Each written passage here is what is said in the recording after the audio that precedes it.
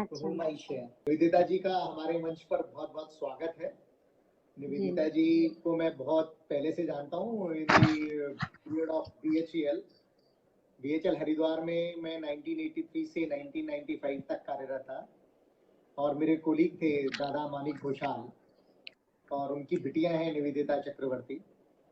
और दादा घोषाल खुद अपने आप में बहुत समाज सेवी और कवि थे और उन्हीं के कदमों पर चलते हुए निवेदिता भी बहुत ज्यादा लिखती थी। बचपन से ही काफी इनमें एक प्रतिभा थी जो दिखाई पड़ रही थी।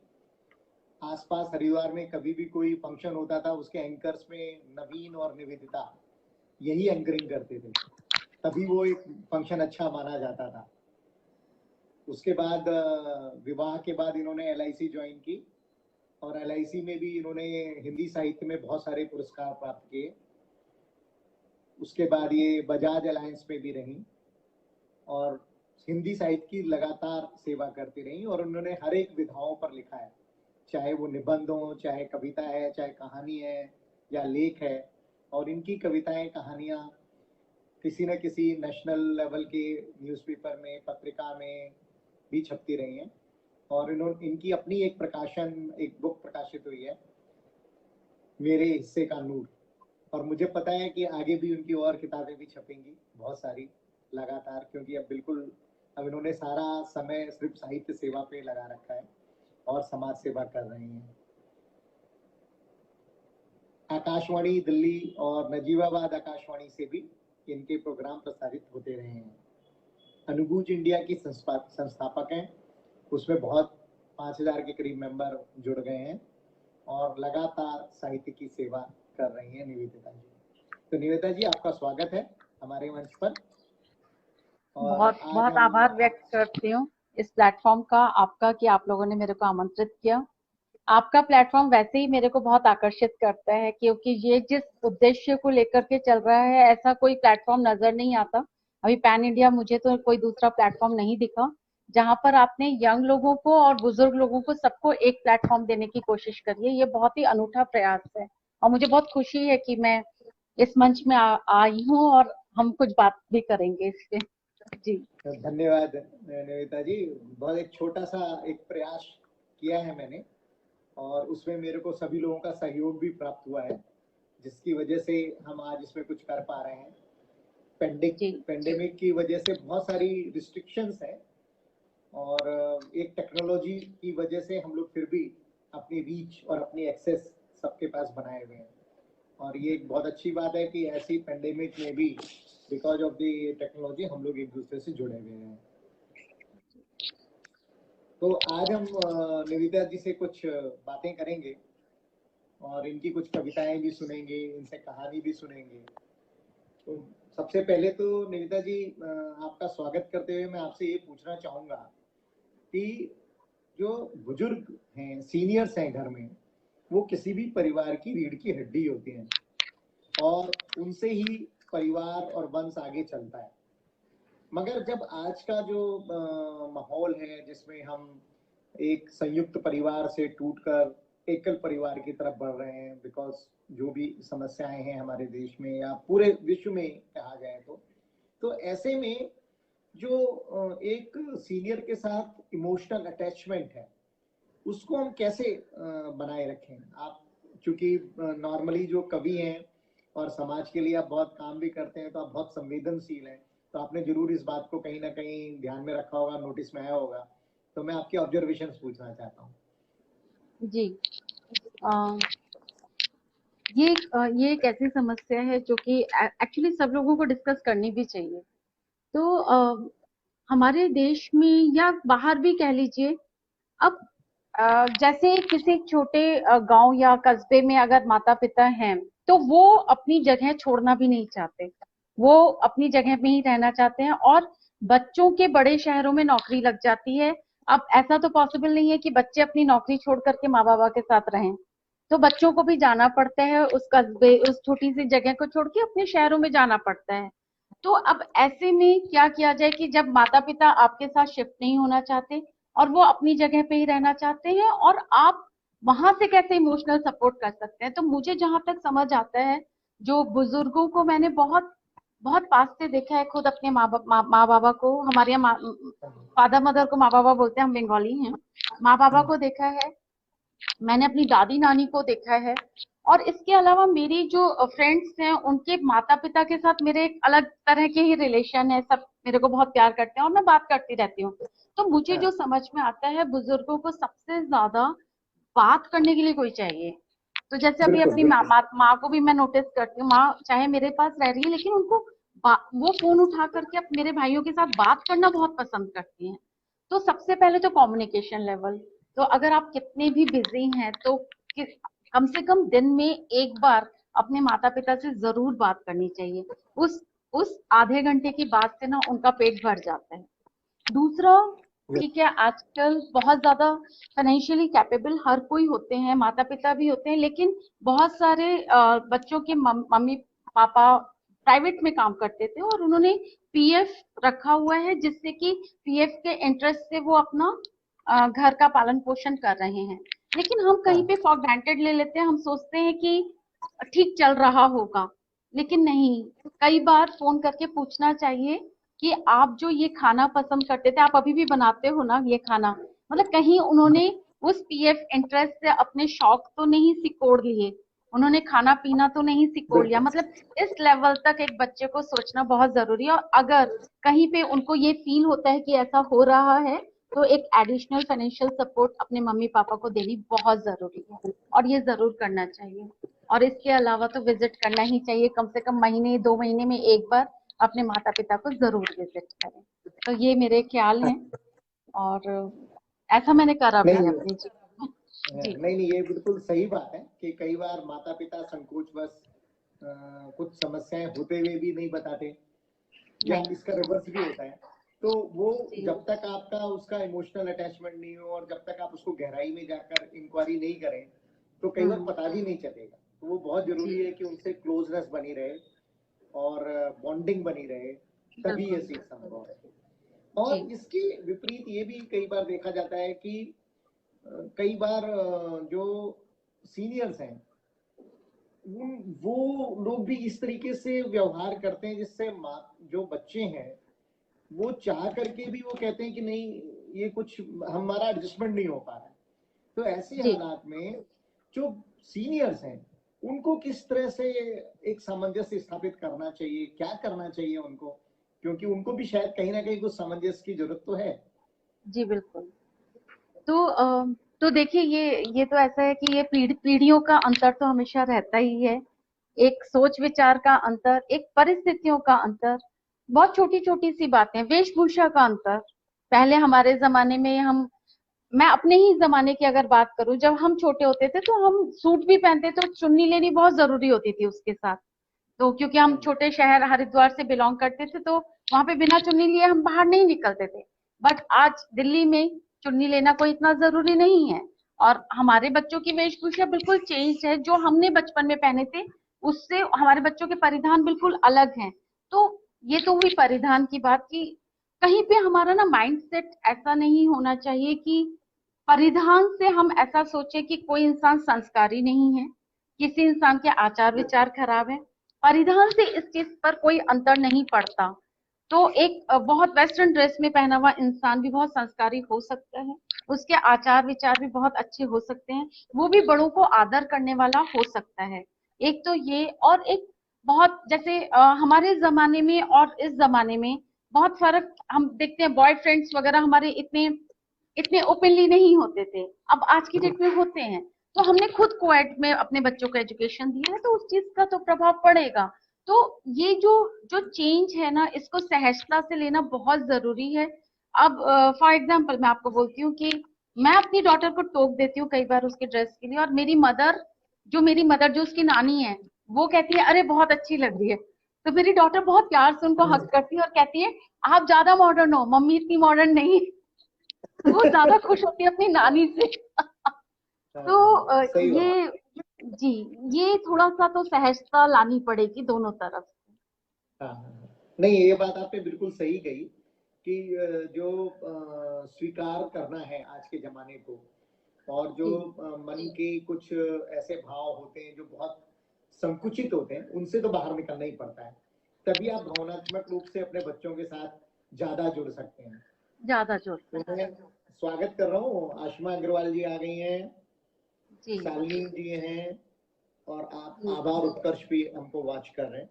तो आप सबका हमारे श्रोतागण का स्वागत है। बहुत स्वागत है और और आपने तो बहुत सारी कविताएं लिखी हैं, तो जी कोई ऐसी कविता जो भावनात्मक रुझान जिसमें दिखाई पड़ता है सीनियर्स का और बच्चों का, ऐसी कोई जी कविता आप सुनाएं तो हमें बहुत अच्छा लगेगा। मैं आग्रह कर रहा हूँ आपसे कि आप ऐसी कोई कविता हमें सुनाएं।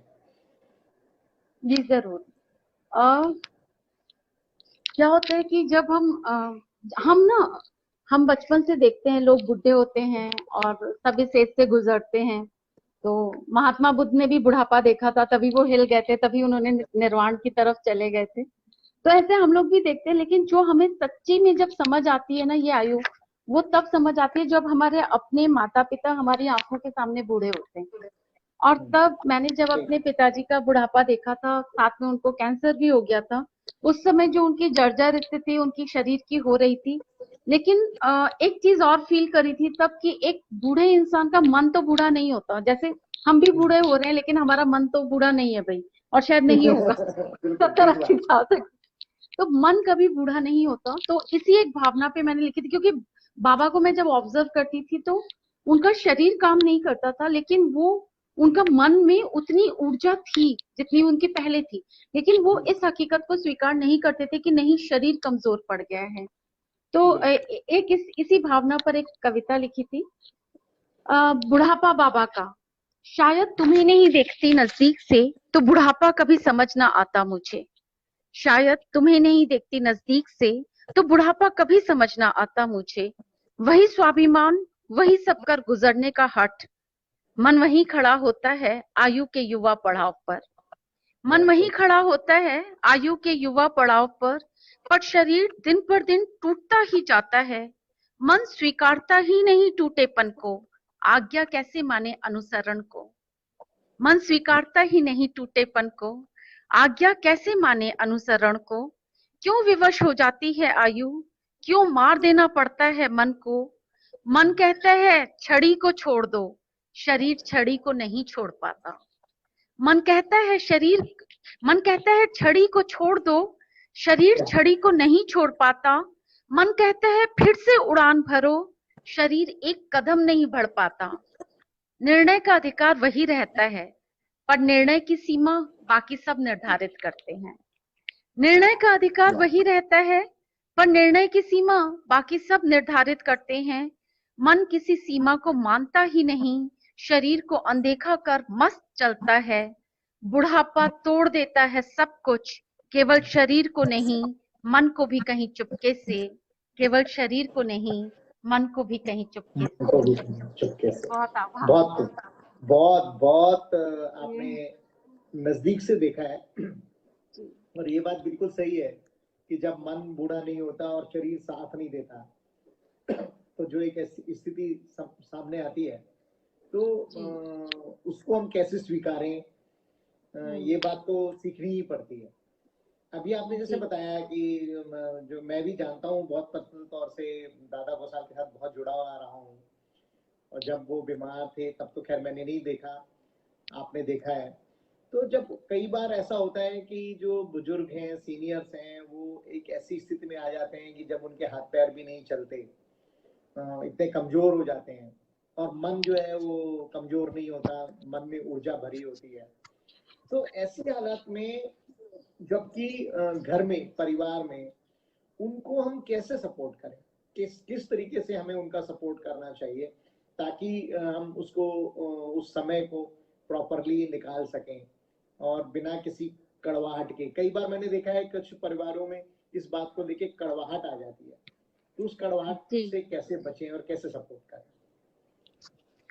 जो मुझे लगता है, जो इन सब कड़वाहटों की जो वजह है ना, लोग हकीकत को पहली बार स्वीकारना नहीं चाहते। दूसरा, एक समय का जो अभाव होता है, क्योंकि जो नौकरी कर रहा है और खासकर प्राइवेट में तो वैसे ही लोगों का दिमाग खराब होता है क्योंकि बहुत प्रेशर होता है प्राइवेट में।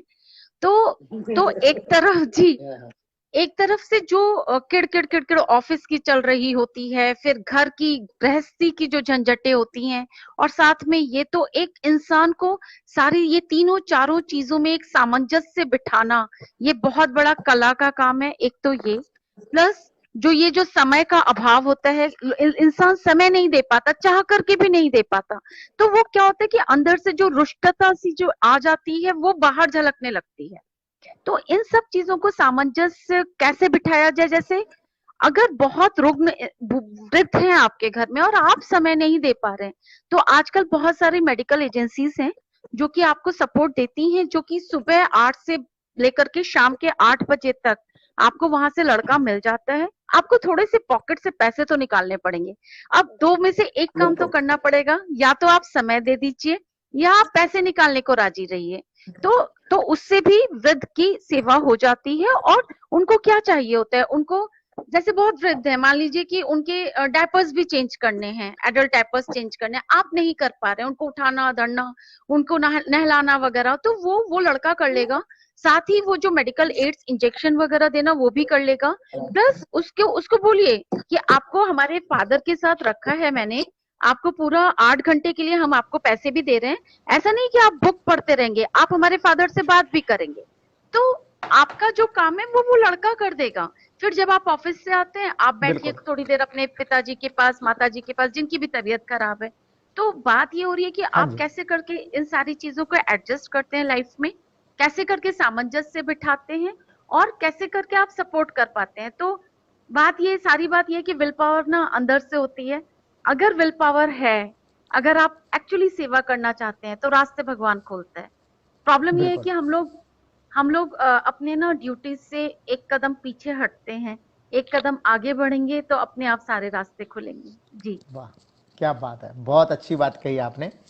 और निवेदिता जी तो हर विधा में बहुत एक्सपर्ट हैं। तो इनसे हमने एक कविता सुनी, और मैं जब गुड़गांव में मिला था आपसे, तो आपने मेरे को बताया था आप कुछ कहानियां भी लिखती हैं, और एक कहानी सुनाई भी थी आपने। मतलब मैं ये आपसे एक गुजारिश कर रहा हूँ कि आप हमें एक कहानी भी सुनाएं जिसमें सीनियर्स के इर्द गिर्द घूमती हुई कहानी, और जो रिश्तों को परिभाषित करती हुई कहानी। जी जी, हाँ जी। एक कहानी मैंने जो आपको गुड़गांव में सुनाई थी ना, मैं वही सुनाना चाहती हूँ। अरे कोई बात नहीं, बहुत अच्छी थी वो। तो इसमें थोड़ी जो मना, तो ये जो कहानी मैं सुनाना चाह रही हूँ, इसमें एक बुजुर्ग के जो मनः स्थिति के ऊपर है। हाँ हाँ हाँ। तो माँ के आम का पेड़ का शीर्षक है कहानी का। उस दिन अपने 40 साल पुराने मकान के बेचने के बाद मकान की चाबी देते समय नए मकान मालिक को माँ बार बार अपने मकान के आम के पेड़ के बारे में बता रही थी। हो रही है। तो ये माँ के आम का पेड़ है शीर्षक। उस दिन अपने 40 साल पुराने मकान बेचने के बाद मकान की चाबी देते समय नए मकान मालिक को माँ बार बार अपने मकान के आम के पेड़ के बारे में बता रही थी।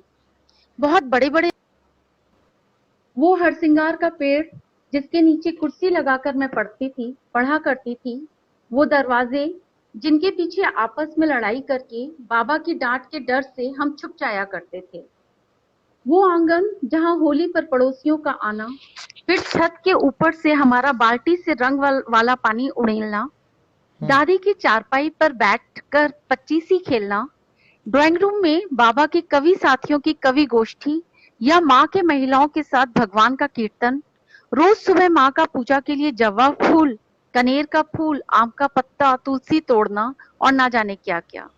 अब भी दीवारों से कान लगाएं तो शब्द सुनाई देते हैं, माँ देखो दादा तंग कर रहा है, माँ भूख लगी है कुछ खाने को दो, बिटिया एक नई कविता लिखी है सुनोगी, इन सब शब्दों और यादों को लिए दीवारें मुझे, माँ और भाइयों को घूर रही थी। और हम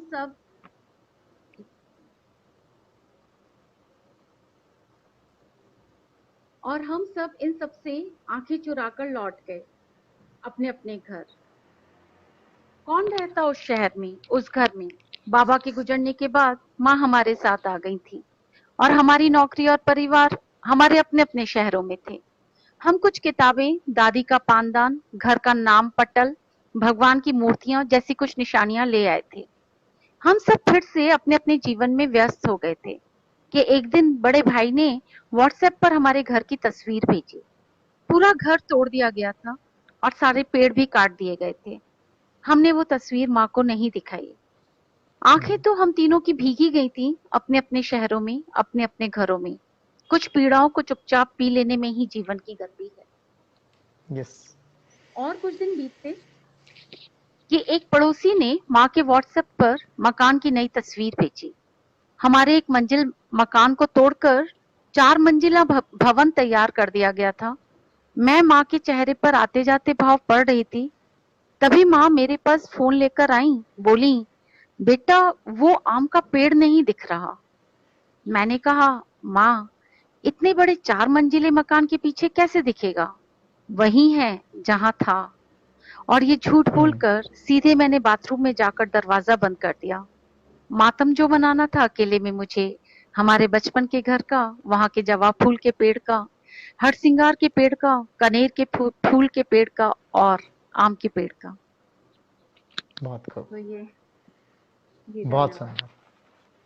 वाकई आप में ऑब्जर्वेशंस की बहुत अच्छी शक्ति है और बहुत बारीकी से आप ऑब्जर्व करती हैं, और यही एक खूबी होती है एक अच्छे कवि की, एक अच्छे साहित्यकार की। तो बहुत बढ़िया।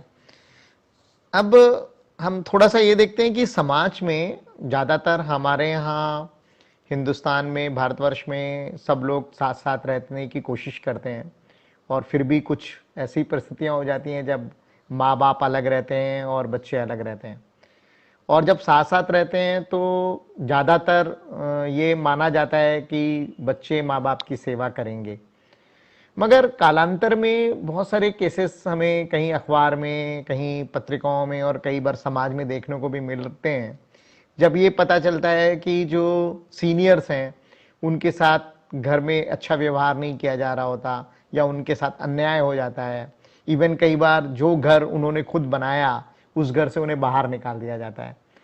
तो इस विषय में आप क्या कहना चाहेंगी, समाज की इस बदलती हुई तस्वीर में जो काफी पीड़ादायक है? जी, ये है तो बहुत दुखद, नहीं होना चाहिए। एक इस चीज के अंदर ना मेरा एक अलग तरह का थोड़ा विचार है कि मैं थोड़ा अपना एग्जांपल देती हूँ। हमने बचपन से देखा कि हमारे मम्मी पापा ने हमारे दादी और नानी की बहुत सेवा करी। दोनों विधवाएं थी। दादी और नानी दोनों को रखा उन्होंने, और उनके गुजर जाने तक उन्होंने दोनों ने बहुत सेवा करी। उनके पास तो कोई मेड भी नहीं था, कोई मेडिकल एड का कोई लड़का भी नहीं था। वो खुद बुजुर्ग हो गए थे, उसके बावजूद उन्होंने दोनों की बहुत सेवा करी। ऐसा नहीं था उनको प्रॉब्लम्स नहीं थी, उन्होंने पूरी सेवा करी और वो गुजरी हैं उनके पास, मेरी दादी और नानी। हमने बचपन से ये देखा, ऑब्जर्व किया, हमको मन में आया बुजुर्गों की सेवा करनी चाहिए। और फिर अब हमने भी अपने बाबा माँ की सेवा करी, हमने उनको रखा, उनकी सेवा करी, उनका देखभाल किया। अब ये जो मैं कर रही हूँ, मेरे बच्चे मुझे ऑब्जर्व कर रहे हैं, उनको भी ये सीख मिल रही है कि अपने माता पिता की सेवा करनी चाहिए। तो ये तो मेरे हिसाब से ये पीढ़ी दर पीढ़ी एक लेसन है जो बच्चे अपने माता पिता को देखकर सीखते हैं। तो कुछ भी पढ़ाई करके आप जितना सिखाओ, आप बोलो बड़ों का आदर करना चाहिए, बड़ों के साथ अच्छा, ये बच्चे जितना ऑब्जर्व करके देखते हैं ना, उतना पढ़ लिख करके नहीं देखते। तो अगर हमें आज, अगर हमारे समाज में जो भी हो रहा है, हम चाहते हैं कि हमारा अगला समाज सुधरे और हमारे आने वाली पीढ़ियां कुछ सीखें, तो हमारी अपनी पीढ़ी को पहले अपने माँ बाबा की सेवा करनी पड़ेगी, और तभी हमारे बच्चे इस चीज को देखकर सीखेंगे और फिर हमारा समाज आगे सुधरना शुरू हो जाएगा। प्रॉब्लम क्या है कि हमारा समाज हो या हमारी ये पूरी दुनिया है, हम एक्सपेक्टेशंस बहुत करते हैं, आशाएं दूसरों से बहुत रखते हैं, लेकिन हम ये नहीं देखते कि हमने अपने जीवन में क्या किया। तो हमने क्या उदाहरण प्रस्तुत किया अपने बच्चों के आगे। वो तो बहुत दुखद है कि अगर आपने अपने माँ बाबा की सेवा करी थी और आपके बच्चे आपकी सेवा नहीं करते, वो तो बहुत दुखद है, दुर्भाग्य की स्थिति है, नहीं होना चाहिए था। क्योंकि अगर किसी बच्चे ने देख करके भी नहीं सीखा, वो तो बहुत ही गलत है फिर। तो वो तो मतलब वो दुखद स्थिति है, उसमें मैं कुछ कह नहीं सकती हूँ। ऐसा होना नहीं चाहिए हमारे समाज में। माँ बाबा के साथ ऐसे हरकतें नहीं करनी चाहिए किसी को। और इस चीज को रैशनलाइज भी नहीं किया जा सकता कि ठीक है तुमने ये चीज बिल्कुल नहीं देखी। बिल्कुल बिल्कुल इस चीज को बिल्कुल। मतलब अगर मैं इस चीज से रैशनलाइज करती हूँ कि नहीं, अगर उन्होंने ये चीज नहीं देखी तो वो ये ऐसा कर सकते हैं, नो, ये तो करना ही नहीं चाहिए। क्योंकि एक एक एक जो बेसिक प्यार तो रहना ही चाहिए ना बचपन में। उन माता पिता ने भी तो उतना ही प्यार देकर के बच्चों को बड़ा किया है, तो अब रिवर्स रोल हो गया, तो बिल्कुल वो क्यों क्यों नहीं करना। तो रेस्पॉन्सिबिलिटी से भागने का क्या मतलब है। जी। सही बात है। और मैं समझता हूं कि जैसे कभी बच्चे बीमार होते हैं और माँ बाप उसकी सेवा करते हैं, बिल्कुल। और उससे प्यार कितना ज्यादा बढ़ता है, क्लोजनेस जी। कितनी ज्यादा बढ़ती है। जी। जाने अनजाने में, भले ही उस टाइम बच्चे होते हैं तो समझ में नहीं आती, हमें भी शायद अपने माँ बाप के बारे में समझ जब आई जब हमारे अपने बच्चे हुए। उससे बिल्कुल। पहले शायद हम उनको उतने ढंग से नहीं समझ पाए। शायद ये जनरेशन गैप हमेशा रहता है। सिमिलरली बिल्कुल। मैं तो एक छोटी सी अपनी बात भी शेयर करना चाहता हूँ कि जब मैं बीएचएल में ही था तो वहाँ पे एक मेरे बगल में एक परिवार थे, और वो लोग बिल्कुल रात में ताश खेलते थे, शराब पीते थे, और उनके अच्छा एक दोस्त का ग्रुप भी बना हुआ था। लेकिन जब उनमें मिस्टर मनवानी नाम था उनका, जी। अभी मुझे बहुत साल हो गए तो नाम लेने में कोई एतराज नहीं होना चाहिए। जब वो बीमार पड़े तो उनके दोस्तों में से कोई नहीं आया। इवन ओ। उनकी मैडम ने अपने भाई को भी बुलाने की कोशिश की, वो भी, उसने भी कहा कि मैं बहुत बिजी हूं, मैं नहीं आ पा रहा हूं। तो जो उसकी उनकी पत्नी ने उनकी बहुत ज्यादा सेवा की, और मैंने देखा कि उससे जो उनकी आपस के रिलेशंस हैं उनमें बहुत ज्यादा प्रगाढ़ता आई उसके बाद। तो ये जो सेवा की भावना है, इससे प्रगाढ़ता तो बढ़ती है, और साथ में हम एक उदाहरण भी पेश करते हैं अपने बच्चों के लिए, जिससे कि वो सीखें। और इससे बड़ी सीख और कोई हो नहीं सकती। जो चीज आप देखते हैं उससे बड़ी सीख कोई नहीं हो सकती। तो बहुत बिल्कुल। बहुत साधुवाद, आपने बहुत अच्छी बात कही है। और मैं अब आपको एक और बात बता रहा था। मैं जब एक ट्रेन में सफर कर रहा था तो एक ग्रुप था बुजुर्गों का। तो जी। उसमें एक जनाब जो किसी सिंडिकेट बैंक से रिटायर हुए थे, उनसे मेरी बातचीत हो रही थी। तो वो कह रहे थे मैं संयुक्त परिवार में रहता हूं, और जब मेरे दोनों मतलब उनके बेटे और बहू दोनों कार्य करते हैं और वो रोज ऑफिस चले जाते हैं, उनके सामने मैं बिल्कुल जैसा वो कहते हैं वैसा ही करता हूं, और हाँ करता हूं हर बात के लिए। लेकिन जैसे ही वो घर से जाते हैं, उसके बाद मेरा अपना ग्रुप है, हम पूरे जी। ग्रुप में एक पार्क में इकट्ठा हो जाते हैं और खूब हंसी ठिठोली करते हैं। तो जी। मेरे ख्याल से कहीं ना कहीं जिंदगी में एक सामंजस्य तो जरूरी है बनाना। तो इसके बारे में आप कुछ और कहना चाहेंगे कि जिंदगी में सामंजस्य एक बुजुर्ग का और परिवार के दूसरे सदस्यों का जी। कैसे होना चाहिए? देखिए एक तो ये होता है कि परिवार के साथ ही सामंजस्य तो होना चाहिए, लेकिन क्या होता है कि जो दोस्त होते हैं ना वो बहुत इंपॉर्टेंट होते हैं जिंदगी के हम्म। हर हर जगह पे। जिंदगी के हर उम्र में ना दोस्तों की इम्पोर्टेंस अलग ही होती है। क्योंकि बिल्कुल। दोस्तों के सामने जितने आप फ्री होते हो ना, केयर फ्री, उतने आप परिवार में भी नहीं होते हो। परिवार में भी आपको थोड़ा सा ठीक से बिहेव करना पड़ता है, लेकिन दोस्तों के आगे आप बिंदास बिंदास होते हो। तो मैं तो कहती हूँ आजकल के बिल्कुल। बुजुर्गों के लिए तो बहुत ही अच्छा है कि व्हाट्सएप ग्रुप्स हैं। हम हम नेटवर्क के थ्रू एक दूसरे के साथ कनेक्टेड हैं। फेसबुक है, व्हाट्सएप ग्रुप्स हैं। और फिर किसी टाइम पे ऐसा कोरोना का पीरियड हट जाए अभी, तो साथ में मिलने के प्लान्स भी कर सकते हैं। हाँ साथ जी, में हाँ जी। मिलकर के घूम भी सकते हैं, देश पूरा देशाटन करिए, घूमिए। तो मेरे ख्याल से ऐसे लाइफ बितानी चाहिए। और बहुत अच्छी बात है कि अगर उनकी एक टोली है जिनसे आप मिले और उनके हम्म। साथ वो उठते बैठते हैं, कितना दिमाग हल्का हो जाता होगा उनका। और ऐसा होना चाहिए, दोस्त कभी नहीं छोड़ने चाहिए। तो हम बिल्कुल। जब थोड़ा बड़े हुए तो हमने स्कूल फ्रेंड्स का ग्रुप अलग बनाया, कॉलेज फ्रेंड्स का ग्रुप अलग बनाया, एडमिन मैं हूं उन दोनों की। तो अरे वाह, सबको वेरी गुड। सबको उठा उठा के जोड़ जोड़ करके लेकर के आए, और अब बड़े मजे आते हैं, सब बात करते हैं। अब हम ठीक है, क्योंकि बच्चे भी ना बड़े हो जाते हैं, बच्चों का अपना कामकाज होता है, बच्चों की अपनी पढ़ाई होती है, आप कितना इंटरवेन करोगे उनकी लाइफ में, सबकी अपनी अपनी लाइफ है।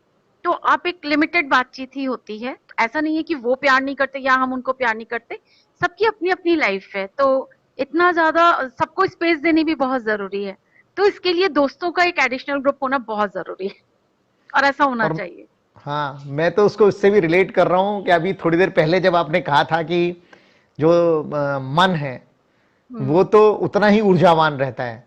बिल्कुल तो वो बिल्कुल। जो बात है कि जब आप बुजुर्ग हैं, सीनियर हैं, तो आपसे एक अपेक्षा की जाती है एक सीमा में की, और जब आप हम्म। अपने दोस्तों के साथ रहते हैं आप उन सीमाओं से बाहर अपनी बाहर निकल। ऊर्जा का पूरा, कहना चाहिए बिंदास, आप उसके बारे में बात कर सकते हैं। तो जी। वाकई मैं समझता हूं उससे तो उनको एक जिंदगी के कुछ पल बहुत हंसी खुशी अच्छे से बीतते हैं जब आप अपने दोस्तों के साथ रहते हैं। बिल्कुल बहुत खूब, बिल्कुल। बहुत अच्छी बात कही आपने। निवेदिता जी की पुस्तक मेरे हिस्से का नूर प्रकाशित हुई है, जो इनका काव्य संग्रह है। मैं तो जी। निवेदिता जी को बहुत पहले से सुनता रहा हूँ, बहुत छोटेपन से इन्होंने कविताएं लिखनी शुरू कर दी थी, और उनके बहुत गहरे अर्थ हुआ करते थे, मुझे याद है जब मैं कभी इनकी कविताएं सुनता था। तो मेरा ये आग्रह है निवेदिता जी कि अपने पुस्तक मेरे हिस्से का नूर में से कोई एक मनपसंद कविता आपकी, वो आप हमें सुनाएं प्लीज। अच्छा, ये मेरे हिस्से के नूर है एक्चुअली, कहा नहीं है, मेरे हिस्से के नूर है। हाँ, तो मेरे हिस्से की नूर, हाँ। थोड़ा ऑब्जेक्टिव ये था कि नूर मतलब मैंने ना अपनी कविताओं को नूर बोला है, तो हम्म। मतलब बहुत सारे नूर भगवान ने दिए, तो मैंने उनको बटोर लिए, बटोर के किताब निकाली। एक कविता बहुत पसंद है, मेरी पसंदीदा कविता है, वो सुनाती हूँ मैं आपको। मेरे ख्याल से मैं आज ना आज बेटियों के ऊपर भी दिवस है, बेटियों का दिवस है, तो हाँ एक हाँ कविता हाँ। मैंने बेटियों पे लिखी है, वो सुना अरे देती हूँ। वाह। तो थकी मांदी जिंदगी में मदद सी मेरी बेटियां, मन की अरे वाह, कड़वाहट पर शहद सी मेरी बेटियां। वाह वाह, थक क्या बात है। थकी मांदी जिंदगी में मदद सी मेरी बेटियां, मन की कड़वाहट पर शहद सी मेरी बेटियां, और इनको देख कट जाता हर मुश्किल लम्हा, बेवजह सी जिंदगी में मकसद सी मेरी बेटियां। मकसद से, वाह बेवजह सी वाह वाह वाह। बेवजह सी बहुत खूब, जिंदगी में मकसद सी मेरी बेटियां। बहुत और सुंदर। हर शिकायत, धन्यवाद, शुक्रिया। हर शिकायत शुक्रिया में बदल गई, हर शिकायत शुक्रिया में बदल गई, ईश्वर के नूर और रहमत सी मेरी बेटियां, और जिंदगी के उबड़ खाबड़ रास्तों पर मेरी हमसफर राहत सी मेरी बेटियां।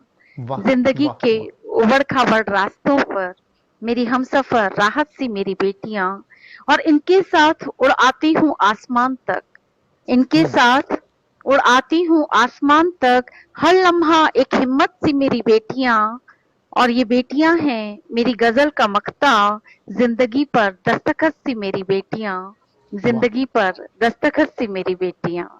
बहुत तो सुंदर, ये बहुत खूब, बहुत खूब। बेटियों पर लिखी थी।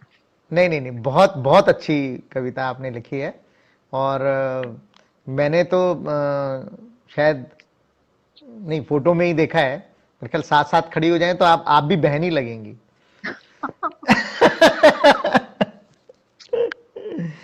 और निवेदिता जी, आज की युवा पीढ़ी, आप उनके साथ भी काफी अटैच्ड हैं, और आप कई बार मैंने देखा है कि आप उनको सलाह भी देती हैं कि क्या करना चाहिए। तो आजकल की युवा पीढ़ी के लिए आप कोई संदेश देना चाहते हैं? जी। तो युवा पीढ़ी के लिए यही एक संदेश है कि बच्चों को एक तो वैसे आज की युवा पीढ़ी जो बहुत ही संतुलित है, मतलब मैं पहले युवा पीढ़ी की तारीफ कर दूं, तो कंफ्यूज्ड नहीं है, जितनों को भी मैंने देखा है, जैसे मैंने अपने भाई के बच्चों को देखा है, मैंने अपने बच्चों को देखा है, दे आर नॉट कंफ्यूज्ड। तो और बहुत उनका ऑब्जेक्टिव क्लियर है लाइफ का, उनको पता है उन्हें कहाँ तक पहुंचना है, उनको पता है कि वहां तक पहुंचने के लिए उनको क्या क्या रास्ते चुनने हैं, और आजकल सबसे अच्छी बात ये होगी कि गूगल वगैरह है, तो उनको मार्गदर्शन यस। माता पिता से नहीं, उनको बहुत कुछ गूगल से पता चल जाता है। तो सिर्फ तो संदेश की आज की युवा पीढ़ी को इतनी जरूरत नहीं है, लेकिन फिर भी मैं सिर्फ यही, युवा पीढ़ी हो या किसी को भी कहने के लिए मेरे पास सिर्फ एक ही बात है कि दूसरों के शूज के ऊपर खुद खड़े होकर के एक बार देखो, तो तुम्हें बिल्कुल दूसरों का विजन सही से क्लियर हो जाएगा, दूसरों की बात, उनकी मानसिकता, उनके दिमाग में क्या चल रहा है, तो ये एकदम दिमाग एकदम क्लियर हो जाएगा, तो कोई कंफ्यूजन नहीं रहेगी।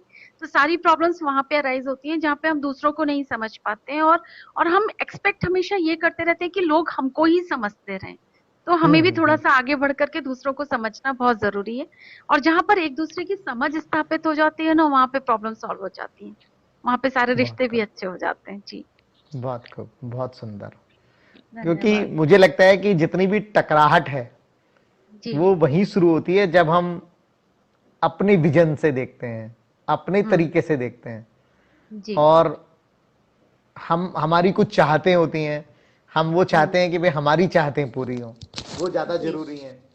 ये बिल्कुल सही बात है कि यदि हम किसी दूसरे को भी समझें तो ज्यादातर जो समस्याएं हैं वो खत्म हो जाएंगी। बहुत खूब, बहुत सुंदर कहा आपने, और मैं आपको धन्यवाद देता हूं कि आप हमारे मंच पे आए, और बहुत बढ़िया संवाद रहा। हमारा ये पहला टॉक शो था और बहुत सुंदर तरीके से आपने उसको चलाया, तो बहुत बहुत धन्यवाद निवेदिता जी आपके आने का। और मैं भी बहुत आभार व्यक्त करती हूँ आपका, इस प्लेटफॉर्म का, और जितने श्रोता जुड़े हुए हैं उन सबका, और मैं भी कोशिश करूंगी कि सबको रिप्लाई कर दूं उनके कमेंट्स पर। और बहुत धन्यवाद कि आप लोगों ने धैर्य से सारे वार्तालाप को सुना। बहुत धन्यवाद। नहीं, आपने बहुत अच्छी अच्छी बातें बताई। बहुत थैंक यू। Thank you. मैं फिनिश कर